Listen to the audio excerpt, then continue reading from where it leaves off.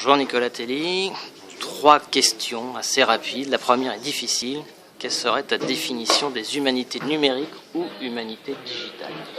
C'est une cure de rajeunissement, c'est-à-dire rajeunir de 15 ans pratiquement pour moi, revenir à mes premiers amours en thèse et aussi avoir l'esprit un peu espiègle de découverte, de questionnement quant à l'utilisation de l'informatique et du numérique dans la recherche. Deuxième question du coup, quelle serait ta préférence toi? Humanité numérique, humanité digitale? Il y a un peu une polémique ou un débat, alors est-ce qu'il faut trancher? Je vais trancher par Digital Humanities, bien que je ne mesure pas les conséquences de ma réponse, c'est-à-dire que je pense que finalement il faut peut-être revenir à la première racine, en l'occurrence du terme, enfin d'où ça vient peut-être du monde anglo-saxon.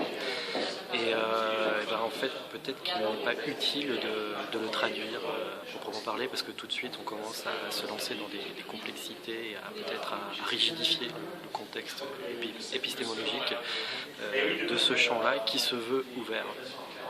Troisième et dernière question, quelles seraient les compétences importantes auxquelles il faudrait former désormais les étudiants et les chercheurs actuels autour des humanités numériques?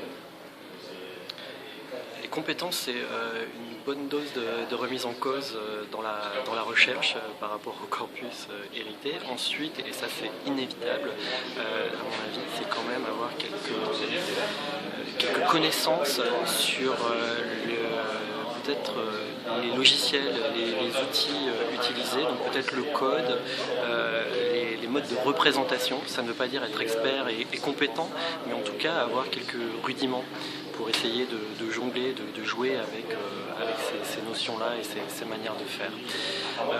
Est-ce qu'on peut retrouver ça en fait dans l'institution, enfin dans un master ou autre?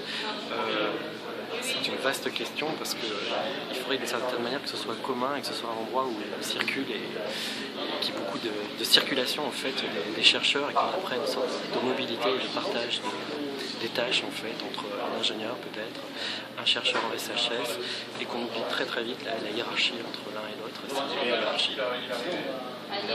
Merci Nicolas.